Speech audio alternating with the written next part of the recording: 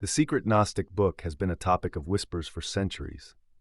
Hidden wisdom has echoed through the ages, revealing ancient knowledge that was deemed too powerful to share. This knowledge was silenced, condemned, and almost erased from history. The Gnostics, seekers of divine truth, viewed the material world as a prison, a deceptive illusion created by a false god. They believed salvation wasn't about blind faith or mere obedience. It stemmed from an inner knowledge, the gnosis, that could liberate the soul from deception. But what if their forbidden teachings held truths that were too risky for those in power? What if their lost writings contained insights into human existence, the universe, and reality that could change everything we've been taught? The early church suppressed these ideas, hunting down the Gnostics as heretics and pushing them into obscurity. Yet, something incredible happened in 1945 when the Nag Hammadi Library was discovered in Egypt. This find shattered the silence, unveiling a collection of texts that many believe could spark a lost spiritual revolution. Were the Gnostics the guardians of ancient truths? And if so, why did the powers that be want them buried? The answers could shake the very foundations of history, faith, and our understanding of reality. This book isn't just a historical look at Gnosticism. It's an invitation to question, reflect, and explore your own relationship with knowledge, truth, and power. In a world overflowing with information, genuine wisdom is rare. Gnosticism shows us that real knowledge isn't just found in texts or dogmas, it lies in personal experience. This journey will walk you through key Gnostic concepts, from the roles of the demiurge and the archons to the path of gnosis itself. But remember, it's not about blindly accepting what's presented. Instead, use these ideas as tools to broaden your awareness, challenge reality, and seek your own answers. Fair warning, the path to forbidden knowledge isn't easy. It takes courage to confront uncomfortable truths, patience to untangle deep mysteries, and an open mind to accept that not all answers are straightforward. If you decide to continue this journey, I promise you'll discover something far more valuable than simple answers. You'll find a new way to see the world and your place in it. Chapter 1: The Origin of Forbidden. Not all knowledge should be shared. Some truths are hidden, silenced, even buried by centuries of fear and control. Gnosticism was quite a dangerous idea back in its day. Not because it encouraged violence, but because it shook the very foundations of what people were taught to believe. To grasp the roots of this forbidden knowledge, we need to travel back to a time when civilizations were colliding, ideas were blending, and the fight between truth and illusion was just beginning. Gnosticism didn't just pop up out of nowhere. It emerged at a crucial point in history, shaped by Egyptian mysticism, Persian dualism, Jewish theology, and Greek philosophy. During the Hellenistic period, a time rich in cultural exchange, ideas flowed like water. Alexander the Great's conquests connected vast areas and brought together different spiritual traditions. In this melting pot, Gnosticism emerged as a radical new way of understanding the universe and the human experience. While many religions at the time viewed the world as a divine creation, the Gnostics saw it as a prison, a deceptive realm controlled by a trickster force. They told a different story than the others, claiming that the universe wasn't made by a loving supreme being, but by a flawed, tyrannical entity known as the demiurge. This lesser god, along with his minions, the archons, had trapped human souls in a false reality, keeping them unaware of their true divine nature. That was a dangerous belief. If the material world was just an illusion, then the institutions that ruled over it, governments, religious authorities, and leaders, were also part of the deception. As Christianity rose in power in the 2nd century AD, Gnostic ideas posed a serious threat to the newly forming church. Figures like Valentinus attempted to blend Gnostic teachings with Christian stories, viewing Christ's life and resurrection as a symbolic escape from the illusion of material existence. But the early church rejected those ideas. Gnosticism undermined its authority, challenged the notion of a single, benevolent creator, and valued personal enlightenment over organized faith. Many of its teachings were reserved for a select few, which only intensified the suspicion and fear surrounding them. As Christianity gained strength, especially after Constantine established it as the official religion of Rome, Gnosticism was marked for destruction. The war against it was underway. It wasn't just a matter of ideas. it was physical. Gnostic texts were burned, banned, or buried. Followers faced persecution, excommunication, and silence. By the time the Council of Nicaea met in 325 AD, the official church doctrine was set.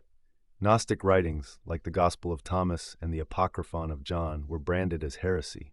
But knowledge can't be wiped out so easily. While many Gnostic scriptures vanished, some were hidden away for centuries. Gnostic teachings lived on in the shadows. In medieval Europe, groups like the Cathars brought back Gnostic ideas, seeing the material world as an evil creation. These secret traditions influenced alchemy, Renaissance philosophy, and even Enlightenment thought. Then, in 1945, a true revelation happened. A farmer in Egypt stumbled upon the Nag Hammadi manuscripts, Gnostic texts hidden for nearly 2,000 years. These manuscripts uncovered a lost view of the universe. They challenged authority, defied strict beliefs, and encouraged individuals to find their own truths. Gnosticism may be ancient, but its message resonates today. We still live in a world where information is controlled, narratives are crafted, and seeking truth is often met with resistance. Studying Gnosticism isn't just looking back at history. It's about breaking free from imposed beliefs and expanding your own understanding. As we journey on, remember, forbidden knowledge isn't just a relic of the past. It's a living flame, a force lighting the way to truth. Take a deep breath, open your mind, and get ready to uncover the mysteries of Gnosticism. Chapter 2: The Chained Cosmos. In the Gnostic view, the universe isn't a perfect creation or a loving act of a supreme God. Instead, it's a realm of illusion and darkness, designed to trap the divine sparks within each person.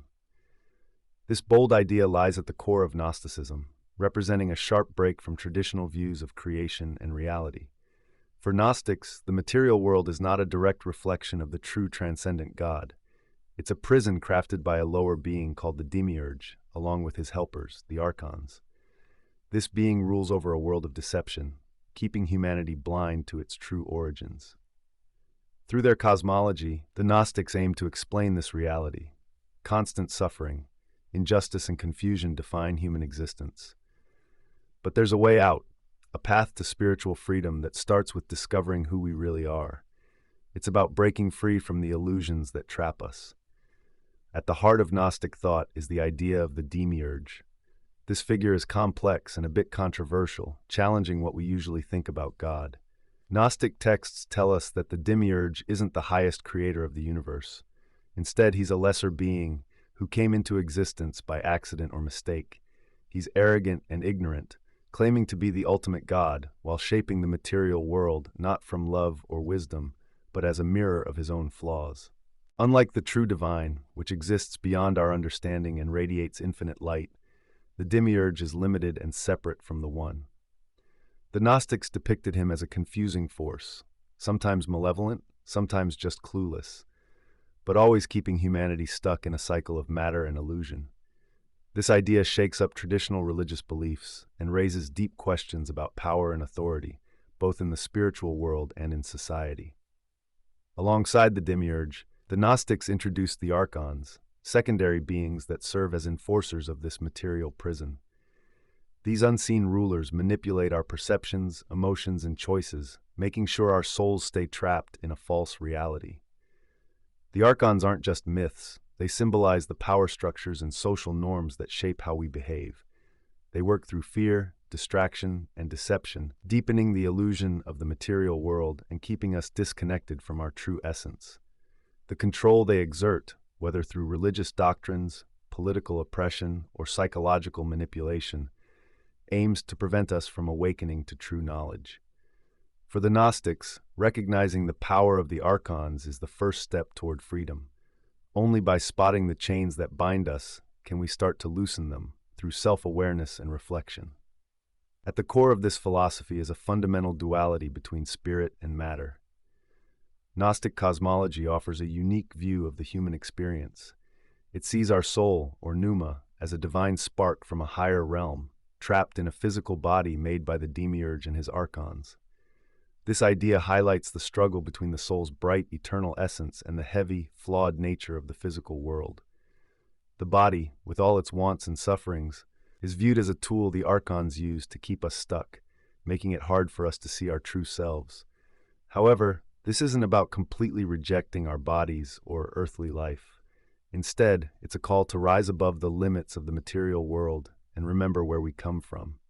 For the Gnostics, being human isn't just about surviving or thriving here. It's about waking up to our divine nature and making the journey back to our source. This journey, called spiritual ascension, is one of the most uplifting parts of Gnostic belief. They teach that every person can break free from the material world's chains and reconnect with the One, the original source of everything. But this process isn't automatic or easy. It takes conscious effort. We have to peel back the illusions that keep our souls trapped and gain gnosis, true personal knowledge of the truth. Unlike traditional faith, which depends on following outside rules, Gnostic knowledge comes through inner experience and revelation. The path to freedom involves meditation, contemplation, studying sacred texts, and engaging in symbolic rituals. Each practice helps us remember where we come from and see the material world for what it really is, a temporary prison we can escape. Though Gnostic cosmology may feel complex at first, its importance goes far beyond its historical roots. In today's world, where powerful structures and distractions shape our lives, Gnostic ideas provide a fresh perspective. They challenge us to look at how the demiurge and the archons influence our everyday reality. In life, we can start to question the beliefs and habits that keep us stuck in cycles of pain and separation. By embracing the duality of spirit and matter, we can learn to appreciate both our physical lives and our spiritual essence. This balance helps us live with more awareness and purpose as we move forward. Remember, cosmology isn't just an ancient way of thinking. It's a living tool that can shine light on the mysteries of the universe and guide us toward our own freedom. So take a deep breath, open your mind, and get ready to dive into this transformative vision of the cosmos. Chapter 3: The Illusion of Reality, How the Material World Traps the Soul. At the heart of Gnostic wisdom is a troubling but freeing truth. The world we perceive through our senses isn't real. It's a grand illusion, a clever deception meant to keep us blind to our divine roots. For Gnostics, the material universe isn't a neutral place. It's a prison crafted from shadows and half-truths that ensnare the soul in a never-ending loop of ignorance and suffering. But if this world is an illusion, who created it? And why are we here? According to Gnostic beliefs, the creator of this false world isn't a kind god. Instead, it's the demiurge, a lesser, ignorant being who thinks he's the ultimate ruler. He's not the source of true divinity, but a counterfeit god, a blind craftsman molding a flawed and painful world. His domain follows rules that trap rather than free us, binding the soul in layers of deception so deep that few ever question their reality. The demiurge doesn't work alone. He's accompanied by the archons, his enforcers who twist human perception using fear, desire, and false knowledge. They create illusions so complex that we mistake them for reality, keeping us focused on material pleasures, societal norms, and fleeting worries, ensuring we don't look beyond what's right in front of us. For Gnostics, the material world isn't just a physical prison. It's a mental and spiritual maze. Every part of human experience, from politics and religion to pleasure and pain, is part of a carefully constructed illusion designed to keep us distracted. We believe our world is solid, that life has a predictable rhythm, yet everything we hold on to is temporary: our bodies, our possessions, and even our concepts of happiness. We think we shape our identities and make our own choices, but really, many of our decisions are influenced by outside forces. Social norms, biological urges, and deep-seated fears play a big role in our lives. We look to science, philosophy, and even spirituality for answers, yet much of what we believe is just processed through a system that keeps us in the dark. Our true essence, our soul, doesn't belong to this world. It's a spark from the divine, temporarily stuck in a shadowy place. But if that's the case, why can't we remember where we came from? One of the biggest tricks of the material world is this veil of forgetfulness. From the moment we're born, we're led to believe we're nothing more than our physical selves. Our thoughts, feelings, even our soul's divine memory get buried under layers of conditioning, making it tough to recall the light we originated from. The forces at play, those archons, want us spiritually asleep. They feed us distractions, ensuring that even when we look for answers, we only find warped versions of the truth. dogmatic religions, shallow spirituality, or bleak philosophies that drain life of meaning. Yet despite their hold, their illusion isn't perfect. Each of us carries a flicker of divine light, a voice that whispers when we pause, hinting that something feels wrong, that there's more to life than what we've been told. If the world is indeed an illusion, how do we break free? The Gnostics taught that the first step towards freedom is gnosis, which means direct knowledge of the truth, free from outside influence. Gnosis isn't just a belief or an intellectual idea. It's a deep, intuitive understanding of reality as it truly is. It's a realization so powerful it smashes the illusions that have kept us trapped. The awakening starts with questioning everything. Every belief, every assumption, and every so-called truth we've been taught deserves scrutiny. What if everything we thought was real is just part of a cage? True awakening requires us to detach from the false selves we've created, the ego, the persona we wear. This is another layer of deception. Real awakening involves shedding these false identities to reveal the brilliant soul within. The archons, operating through fear, desire, and distraction, influence our thoughts and feelings. Recognizing this is crucial to breaking free. The quest for truth must happen within us. No external system can grant true liberation. Books, teachers, and traditions may light the path, but the journey ultimately belongs to us. We can walk this path alone, guided by the divine spark within us. The Gnostics liken the journey to waking from a deep sleep. Just like a dream feels real until we open our eyes, the material world loses its hold when we start seeing it for what it truly is. To awaken means to remember and reclaim the lost knowledge of our divine beginnings. It's about recognizing the falsehoods that once imprisoned us. This journey isn't easy. It demands courage to let go of comforting lies.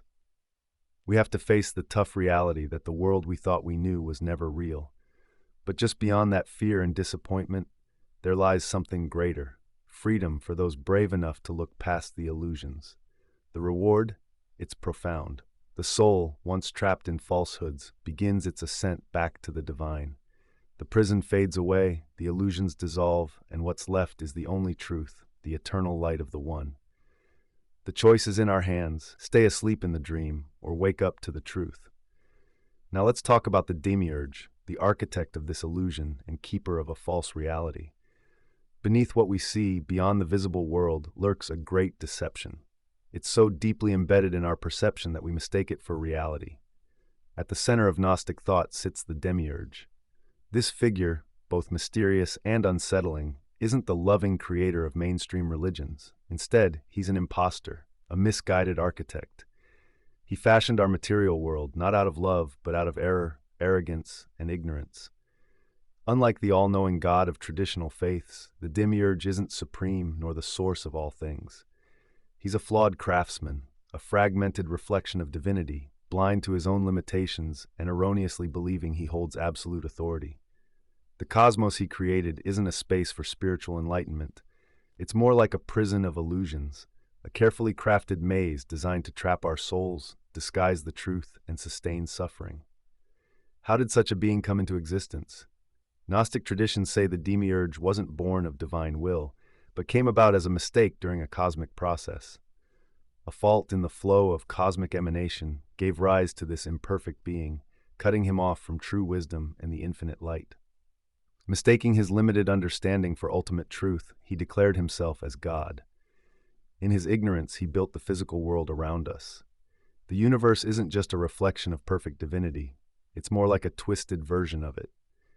Every law of time, space, and every power structure we see, they create a spiritual prison.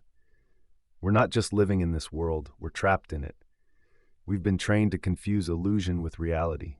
To keep our souls tied down, the demiurge uses his enforcers, the archons. They're the malicious watchdogs who twist how we see things. They set the rules of our existence and embed control into everything, from governments and institutions to our emotions and desires. They thrive on fear, division, and our need for control. The more we cling to this false reality, the more we feed the demiurge's power. But there's hope. The Gnostic path isn't about just giving in. It's about awakening, a rebellion against the big deception. To break free from the demiurge's hold, we need to embrace gnosis, the true experience of truth that goes beyond all the stories we've been told. This isn't something you can learn from books. It's a realization that bursts forth from inside, shattering the illusions that bind our souls. But remember, the struggle isn't just out there. The demiurge isn't only an external force, he lives within us too. He's that voice of the ego, the part of us that wants to dominate, that fights against surrender and thrives on lies. Each time we cling to our fears, our vanities, or our false self, we sink deeper into his trap. To break free, we need to confront our own inner demiurge, clear away the falsehoods we've accepted, and reconnect with the infinite. The demiurge isn't some all-powerful god. He's a pretender, a shadow born from misunderstanding. His power holds as long as we believe in his version of reality and accept the lies he tells. The moment we wake up, the moment we see the truth, his grip starts to slip. So the real question isn't if the demiurge exists, but if we're brave enough to face him, in the world, in our beliefs, and within ourselves. The choice is clear: remain trapped in the great deception, or step beyond the veil and reclaim our lost divinity. The archons restrict and manipulate our human experience.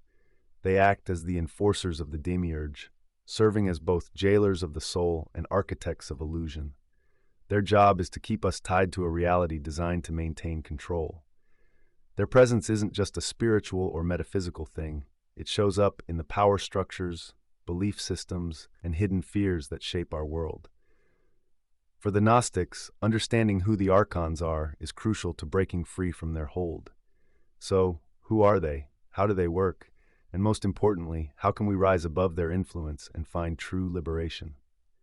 The archons are emanations of the demiurge, created to control different parts of the physical and psychological universe. Unlike their master, they don't claim to be divine.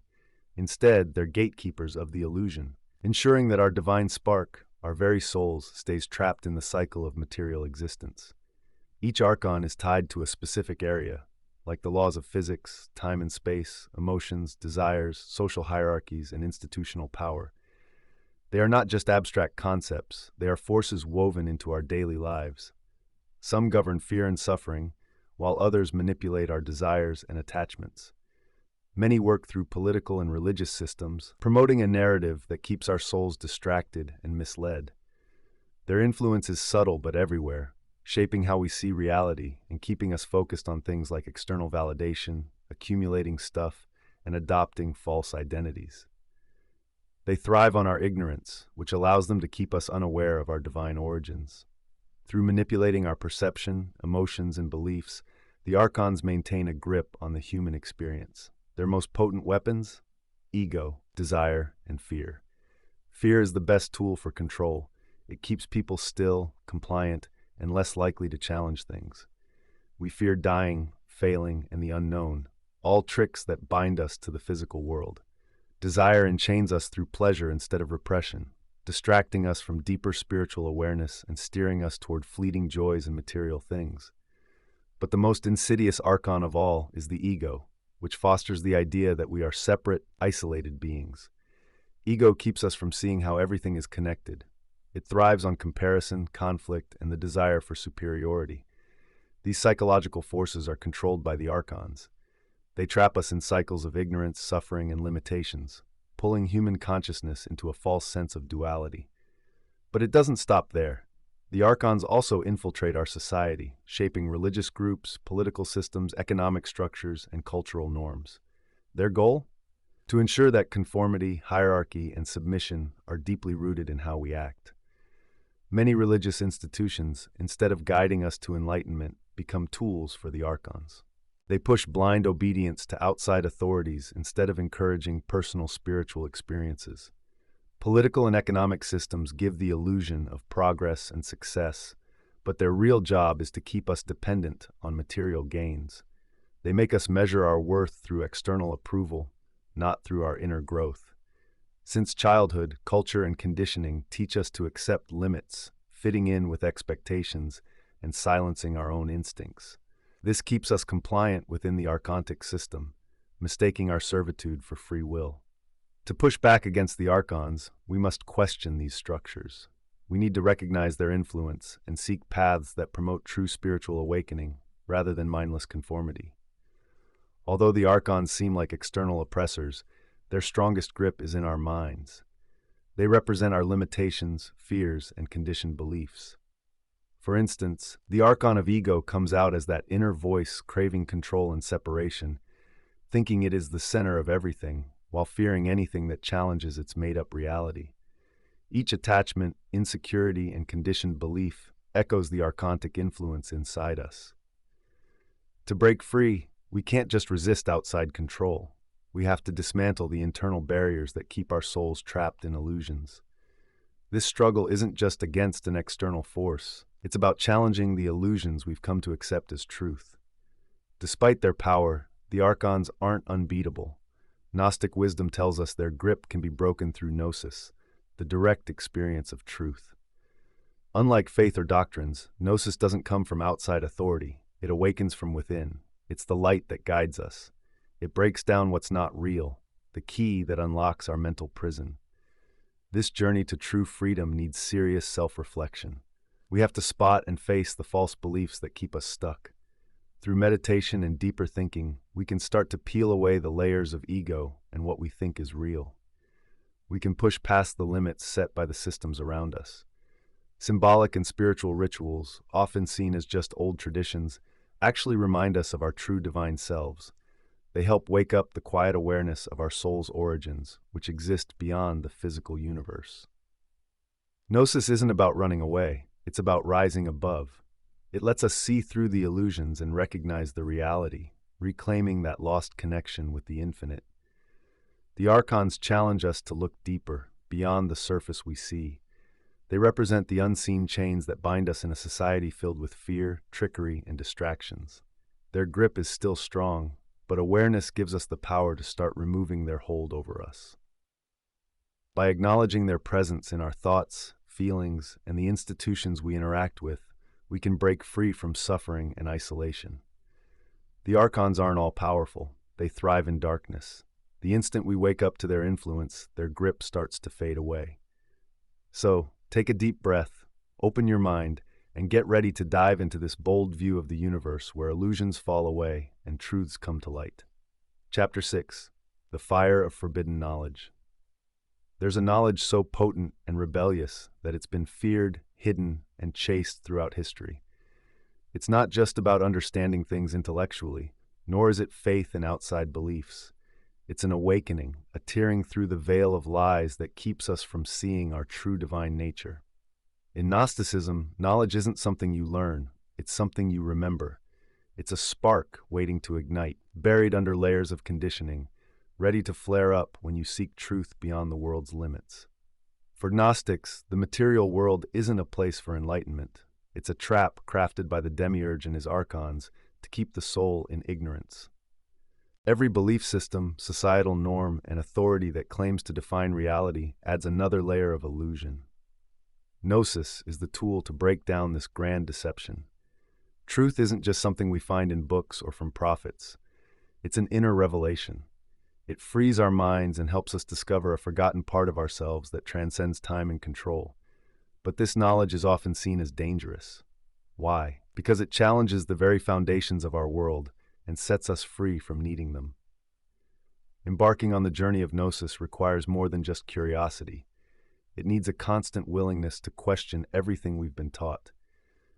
This journey starts with looking inward, peeling back those layers of beliefs we've inherited, and facing the uncomfortable truth that much of what we see as reality is actually a made-up story. For a long time, political systems, religious groups, and cultural norms have shaped how we think. They not only mold society, but also shape how we see ourselves. These forces thrive on our compliance, on the idea that truth must come from external sources. But Gnosis breaks free from that. Its strength is in how direct it is. It skips the middlemen, breaks down hierarchies, and exposes illusions, making it a major threat to any system built on control. That's why throughout history, those who sought Gnosis were labeled as heretics, mystics, or madmen. They refused to accept reality as it was handed to them. They denied dogmas requiring blind faith and chose instead to look inward, finding a divine connection that didn't need approval from priests, rulers, or scholars. Gnosis doesn't ask for belief, it demands personal experience. It's a fire that burns away deception, leaving only the truth. But this awakening isn't easy or comfortable. The path to Gnosis is rocky, filled with resistance both from outside and within. The biggest obstacle is the ego, the false self that clings to illusions as if it's vital for survival. The ego thrives on feeling separate, tricking us into thinking we're all alone, rather than part of something infinite. It shies away from introspection, resists change, and fights anything that threatens its control. The powers that be don't need to imprison us by force. They just have to manipulate our egos, trapping us in cycles of fear, desire, and self-importance. True gnosis, then, isn't just an intellectual understanding. It's about breaking down that false self and shedding everything that holds us back. The soul gets caught up in the illusion of the material world. The more you dive into this understanding, the clearer it becomes. The world is just a temporary setup. It's like a stage meant to keep our consciousness tangled in fleeting worries and shallow identities. Gnosis doesn't reject the material realm. It just puts it in its rightful place. The body, the senses, and the physical world aren't the end game. They're tools that, when used wisely, can help us evolve spiritually instead of trapping us. The real error isn't engaging with the world, it's thinking that it's the ultimate reality. Forbidden knowledge isn't dangerous because it's bad, it's liberating. It breaks down the very grounds that hold power in place. It questions the truth dictated by institutions, the use of fear for control, and the idea that the cosmos has to follow a divine order. Embracing gnosis means stepping outside the neat boundaries of existence. It's about seeing with your soul, not just your eyes. It's breaking free from trapped thinking and realizing that awakening isn't just given, it's something you take for yourself. So you face a choice: stay within the comforts of illusion or venture into the unknown, where truth roars unfiltered and wild. Those who seek gnosis do so for a reason. There's something inside them that refuses to stay locked up. This isn't just philosophy, it's a lived experience that, once begun, changes everything. Take a deep breath. Let go of certainty. Open your mind. What lies ahead isn't just knowledge, it's fire. Once it touches you, you'll never be the same. Chapter 7. Breaking the Spell of Illusion. Awakening seldom hits you like a lightning bolt. More often, it creeps in as a quiet discomfort, a nagging feeling that something's missing in life, even when everything seems okay on the outside. It's that restless feeling of being stuck in routines and expectations that just don't click anymore. Success, relationships, and material gains might hide it temporarily, but they can't quiet it. For the Gnostics, this feeling isn't something to fix or a problem to solve. It's a sign that your soul is waking up from its slumber. It's a call to look deeper and step beyond the surface. Look closely at the illusions that make up our material world. Dig deep to uncover a truth that's always been there, hidden beneath layers of conditioning. This awakening isn't just a quiet experience. It's a powerful break from the version of reality that's been handed to us through religion, culture, and society. When the soul starts to awaken, it begins to notice signs. They pop up at the most unexpected times. Coincidences that feel too significant to be random, dreams that seem more real than actual life. Insights flood in, challenging everything we used to take for granted. A book arrives just when you need it. A stranger says something that answers an unspoken question. Suddenly connections emerge where just chaos was before. The universe, once silent, starts to whisper. For those who awaken, these moments aren't accidents. They're glimpses into a deeper reality. They remind us that the material world isn't the ultimate truth. It's more like a veil hiding something much greater. Mystical experiences, vivid dreams, and powerful intuitions act as doorways, letting the soul peek beyond the illusions. But awakening is more than just having these experiences. It's about understanding them, integrating them into our lives, and letting them change how we see everything. The world might stay the same, but how you perceive it shifts dramatically. As this awakening deepens, everything you once took as truth comes into question. The beliefs you inherited from family, schooling, and religion start to fall apart. The systems that shape our lives, political structures, social norms, and economic goals, reveal themselves as mere constructs. Even who you think you are isn't as fixed as you once believed. It's fluid, influenced by outside forces dictating what's possible. This questioning isn't about rebelling for the sake of it. It's a necessary peeling away of the layers that have kept the soul trapped in illusion. To awaken is to realize that the prison walls were never real, just accepted. Yet this journey has its challenges. Awakening means facing uncomfortable truths and letting go of the certainties that once felt safe. The mind, conditioned for so long to see the material world as the only reality, will resist. Doubt starts to creep in. Fear starts to whisper. Maybe it's better to stay as we were, not pushing too hard, just accepting things as they are. But once your soul catches a glimpse of the illusion, you can't go back to ignorance. Every step forward brings clarity, and with clarity, there's a powerful sense of freedom. Suffering, which once seemed like a roadblock, is now seen in a new light. It's not just something to avoid or endure, it's a teacher. Pain can jolt the soul out of complacency, driving it to seek answers beyond the surface. Difficult times turn into moments of transformation, helping us break attachments and shed illusions. The more we resist suffering, the stronger it grips us. But when we confront it with understanding, it opens the door to freedom. The soul isn't meant to stay cozy in the illusion, it's meant to rise above it. To see suffering not as punishment, but as a purifying fire that clears the path for something greater. Another shift that happens during awakening is how we see things.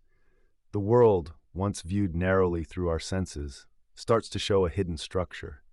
There's an intuitive knowing that goes beyond logic, a deep understanding of truth that doesn't rely on outside proof. The false barriers between the material and spiritual fade away, showing that what's real can't always be touched, measured, or explained. This new awareness doesn't pull us away from the world. Instead, it connects everything in a way we didn't see before.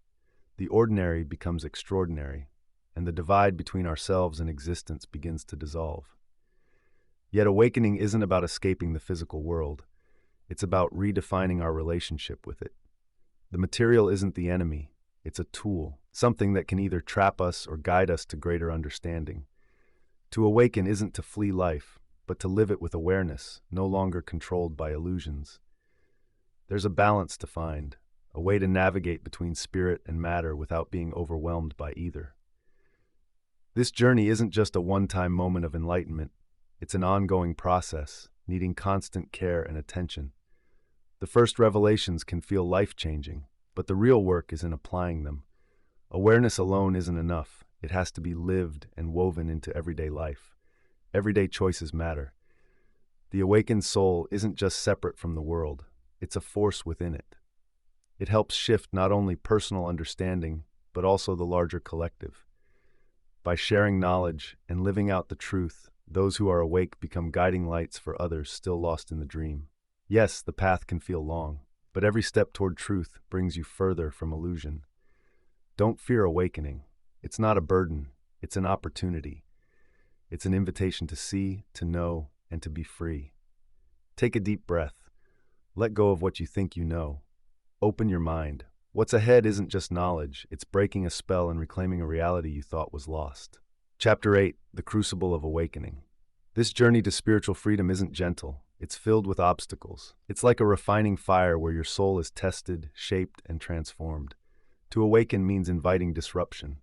It's about challenging the comforting illusions you've held onto. Every seeker, whether they realize it or not, starts this journey weighed down by their conditioning. The mind resists, the world opposes, the ego fights to stay in control. But these struggles aren't misfortunes. They're essential tests placed before you, not as punishments, but as chances to break free from illusion. The first big challenge? Resistance to change. Awakening often starts with a quiet discontent, a feeling that something just doesn't add up. But moving past that feeling and truly seeking requires letting go of what you've always believed. Those familiar beliefs can feel like heavy chains, and loosening them might feel like betraying yourself. Doubt creeps in, fear takes hold, and the mind clings tightly to the known. At this moment, you must decide, stay in what you know or take those first uncertain steps toward truth. It's not an easy choice, it takes courage. Unlearning is much harder than learning. It means stripping away part of your identity. Beyond that initial resistance, another challenge awaits, confronting the ego. This great architect of illusion isn't ready to give up its power.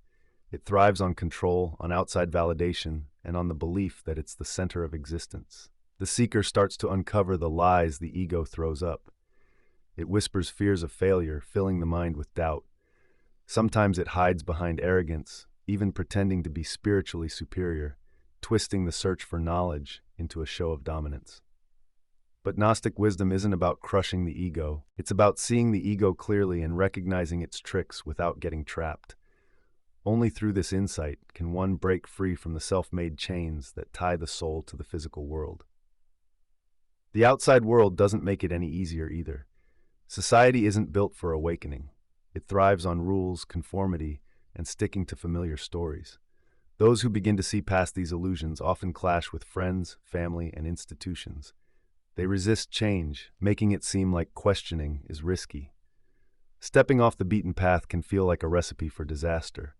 The seeker might face backlash, isolation, or even harsh criticism, but these challenges reflect a deeper struggle, the old self fighting against change. Standing strong against societal pushback shows that the quest for truth isn't a fleeting fancy. It's a deep commitment that can't be swayed by outside pressures. One of the sneakiest tests of all? Doubt. It's not just about wondering about the world. It's the doubt that turns back on itself, making the seeker question if they're lost. The journey isn't straight. There are moments of clarity and stretches of darkness where the path seems to vanish. But these dark times aren't failures. They're purifications. Doubt pushes the seeker to dig deeper, refine their understanding, and figure out truth from falsehood with sharper clarity.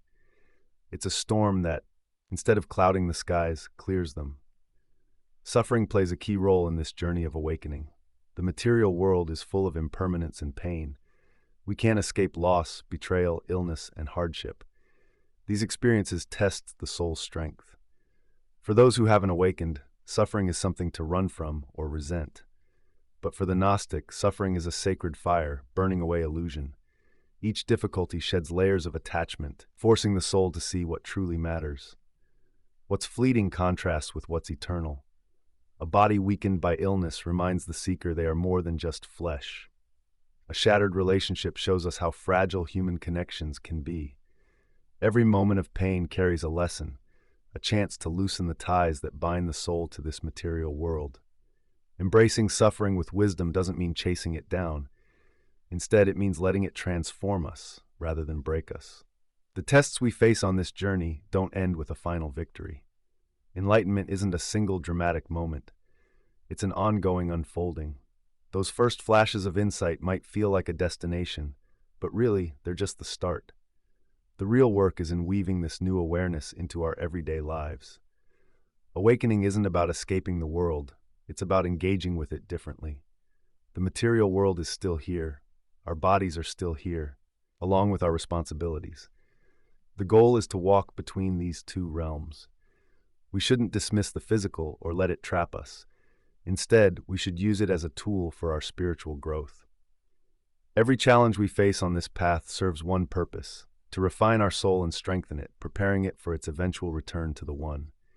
Each obstacle is a step forward, even when it feels like we're falling behind. Each hardship brings a lesson, even when it feels punishing. Those of us on this journey must remember we're not alone. Others have walked this path before and will again. The journey may be long, but the light at the end is real. So, let's not view these tests as barriers. Instead, let's see them as essential steps toward freedom. Let go of fear, breathe deeply, open your mind. What's ahead won't be easy, but it's worth everything. Now, on to the return to infinite light. The soul's journey isn't just endless wandering or a pointless cycle of birth, suffering, and death. At its heart, the Gnostic path leads us to one ultimate destination: returning to the source.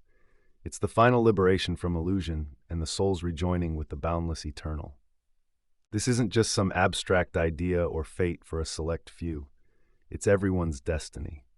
It's that moment when the fragmented self melts into the infinite, when separation is seen as a mirage, and the longing that has pulled the seeker through many trials is finally fulfilled. This is true liberation. It all starts with an inner awakening, not something outside of us.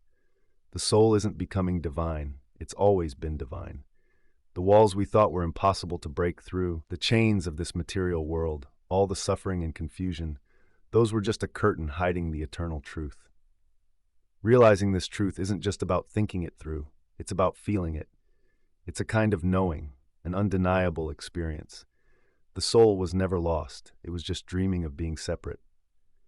As we awaken, the illusions that used to define our lives start to fade away, revealing a reality that's been right there all along. But this journey back isn't passive.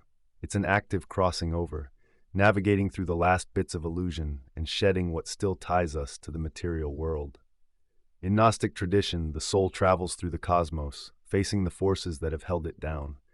Whether seen as outside archons or internal attachments, these aren't real barriers. They're just shadows of the illusions we cling to. Every level we rise to is a final test, a realization, a letting go. The soul doesn't fight these barriers, it dissolves them by understanding they were never real to start with. Then comes the return, that moment when we blend back into oneness. This isn't about fading away or losing ourselves, it's beyond words, merging completely with divine light until individuality doesn't matter anymore. There's no difference between seeker and sought, question and answer. The soul, once trapped by time, space, desire, and fear, expands into infinity. This experience isn't about losing something, it's about becoming more. It's not about disappearing, it's about realizing total unity. For the Gnostics, this return isn't an escape from existence, it's fulfilling its purpose. All the pain, the searching, the cycles of forgetting and remembering, it leads to this moment. The soul doesn't just transcend for its own sake. Its freedom sends out ripples, loosening the grip of illusion on the cosmos. Every being that awakens, breaking free from the false reality, makes it easier for others to follow. Making a return is just the start of everyone's journey back. What once seemed like an inescapable prison, this material world, is really just a temporary stop, a chance to learn and reflect. Even when we finally break free, the journey doesn't really end.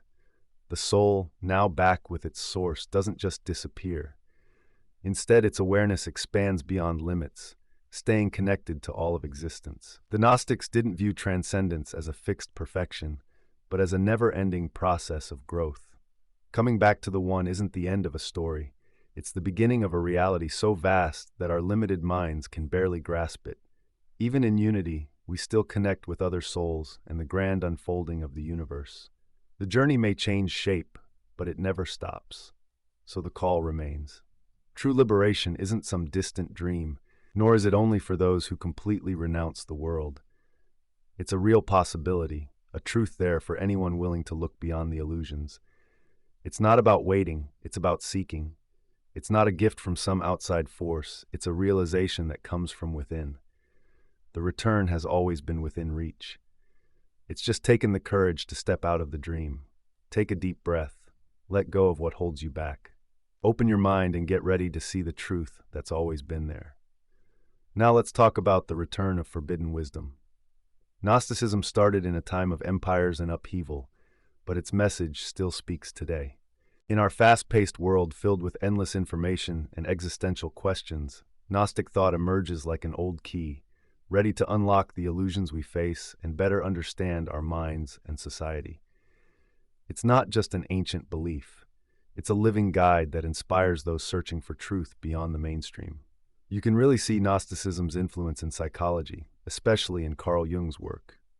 He explored the human psyche in ways that resonate deeply with the Gnostic journey. His idea of individuation, bringing together the scattered parts of ourselves into a whole, mirrors the Gnostic quest for knowledge. It's time to wake up that divine spark inside us and break free from illusion. By studying the collective unconscious and the push and pull between our ego and our deeper selves, Jung saw the Gnostic battle against the demiurge and the archons in a new light. He didn't just see these as myths, he understood them as symbols of our inner struggles. Ancient spiritual wisdom could lead us to modern self-awareness. His work sparked renewed interest in Gnosticism and showed its value in understanding our human experience. But it goes beyond psychology. Gnostic themes are all around us, woven into movies, books, and even video games. The idea that reality is an illusion shaped by hidden forces has become a popular story today. Just look at The Matrix. It presents our material world as a fake prison, controlled by unseen powers, keeping us in the dark. This mirrors Gnostic teachings about the demiurge's false reality. Then there's the Da Vinci Code. It dives into how powerful institutions hide knowledge, reflecting historical clashes between Gnosticism and traditional religions. These cultural echoes, they're not mere coincidences. They show how fascinated we are with the Gnostic idea of liberation. Even as these concepts entertain us, they challenge us to rethink our views and dig for deeper truths. Some people stumble upon Gnosticism through philosophy or art, while others embrace it as a different spiritual journey. In a time when many find traditional religions lacking in personal meaning, Gnostic-inspired movements offer a more direct, experiential approach to spirituality. The rise of New Age ideas and esoteric groups reflects a real desire for knowledge that doesn't come from authority, but from personal insight. Sure, these modern takes may look different from ancient Gnostic sects, but the core idea is the same. Truth isn't something we accept from others, it's something we discover within ourselves. It's all about having a direct connection to the divine and choosing experiential wisdom over blind faith. The urge to rise above the limits of the physical world comes from the same Gnostic spark that has stayed alive for ages. Gnostic teachings provide a powerful way to look at today's power dynamics. Those archons, once thought of as heavenly jailers, can now be seen as the systems that shape how we see things. Mass media, big corporations, and government structures impact our thoughts and beliefs on a deep level. In this digital era, we're surrounded by endless information, with algorithms that construct our reality and create the illusion of choice. This mirrors the Gnostic view of a world where true freedom is just an illusion, maintained by unseen forces. Fighting back against these modern archons doesn't mean we have to pull away from society. It means cultivating the awareness to see beyond the dominant narratives and reclaiming our ability to think and perceive for ourselves. But Gnosticism isn't just about critiquing the outside control. It also shows us how to transform ourselves. The stress, alienation, and disconnect we feel today are similar to what Gnostic texts describe as the soul's exile in the physical world. The same wisdom that helped seekers in the past can guide us through the challenges of our lives now. Recognizing the illusions that trap us, like material obsessions, fear-based beliefs, or self-imposed limits, is the first step to breaking free. Gnosis, at its core, is about seeing things as they are and spotting what's real versus what's just another layer of deception. Rather than turning our backs on the material world, the Gnostic view encourages balance between the spiritual and physical. It doesn't ask us to escape, but to master our environment, using it as a stepping stone for growth instead of a prison. This mindset promotes living with intent and awareness, embracing both our physical and spiritual lives without being controlled by either. Today's seeker, equipped with this understanding, can interact with the world actively. They become an awake presence, capable of telling apart illusion from truth and helping others to find the same clarity. Gnosticism is not just an old concept, it's a living force that continues to inspire and challenge us. The lessons it offers are just as important now as they were back in ancient times. They provide a way to find freedom in today's crowded, chaotic world. Whether you explore these ideas through art, psychology, philosophy, or personal experience, the main message remains unchanged. Awaken, look beyond what's in front of you, and reclaim the knowledge that's been hidden for centuries. This isn't just something to read about, it's a call to action. Remember, true wisdom isn't handed to you, it's something you find for yourself. So take a deep breath, look around with fresh eyes, and question everything. The world isn't what it appears to be, and the path to truth is waiting. Now, let's talk about Chapter 11, the book they tried to wipe out. We live in an age where information is everywhere, where we can access knowledge with just a tap. Yet, something feels off. We're more connected than ever, but still carry a sense of emptiness, like something important has been buried under the chaos of modern life. The ancient Gnostics totally understood this. They knew that the biggest truths aren't found in the constant flow of outside knowledge, but within a deeper, harder-to-reach space. It's not something you can get through blind faith or just going along with the crowd. Their teachings, hidden in forbidden texts that faced harsh suppression, were more than just doctrines. They were pathways to freedom, relevant now as ever. The reason Gnostic ideas were banned wasn't that they were false. It was because they were a threat. They didn't seek compliance. They sought awakening. They didn't prop up institutions. They broke them down. Instead of dictating beliefs, they encouraged people to find their own truth, to question and challenge, to uncover what was concealed. That's why authorities tried to erase it. Yet, despite all that effort to suppress it, the core message has never really vanished. It still echoes in psychology, philosophy, art, and even in the stories we tell today. It calls out to anyone feeling burdened by the deceptions of the world, to those who sense there's something more. This forbidden wisdom resonates everywhere. Take Carl Jung, for example. He was one of the most important thinkers in modern psychology, and he pulled heavily from Gnostic ideas. He saw a strong connection between the idea of gnosis, realizing one's divine essence, and his own work. As we dive into the process of individuation, which is about bringing together the broken parts of our minds, we find that the biggest hurdles to spiritual growth come from both inside and outside us. These are the forces that keep our souls from expanding. He called these forces the shadow, those hidden aspects of ourselves that we need to confront and change. So the age-old battle between the demiurge and the archons isn't just a tale. It's a struggle we all face within ourselves. Gnostic ideas saturate our culture in ways many don't realize. Look at films, books, and media that hint at hidden truths, showing reality as an illusion and the quest for enlightenment. They all bear marks of this ancient wisdom. Take The Matrix, for instance. It's a modern twist on the Gnostic vision, suggesting our perceived world is just a made-up prison, and true freedom comes from awakening to a deeper reality. The Da Vinci Code toys with ideas of hidden knowledge, suppressed truths, and secretive groups, concepts that have followed Gnosticism through the ages. Even in video games and sci-fi stories, where heroes break free from fake realities and fight against oppressive systems, we see the spiritual battles at the core of Gnostic thought. These tales resonate with us because they reflect a deep truth we often feel but can't quite put into words. That the world isn't as it appears, and there's something more beyond our daily lives. But Gnosticism isn't just about intellectual musings or storytelling. It's a way of seeing and navigating life, especially now, when traditional religions have lost some of their grip and people crave meaning outside strict beliefs. Gnostic teachings offer another path. They suggest that spirituality isn't about obeying outside rules, but about having personal experiences.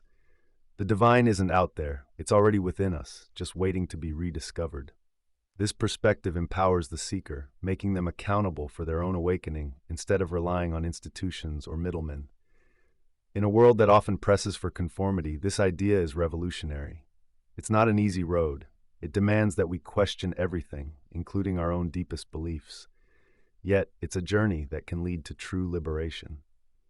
The modern world, with its flood of information and hidden control systems, reflects the very illusions Gnostic teachings warn us about.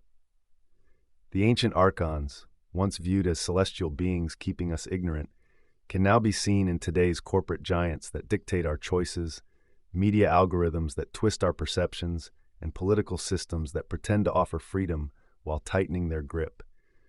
Gnosticism urges us not just to passively notice these forces, but to actively resist them. To truly wake up means recognizing how these influences operate, spotting where they alter reality, and taking back the power to think, see, and act beyond their reach. But this struggle isn't just external.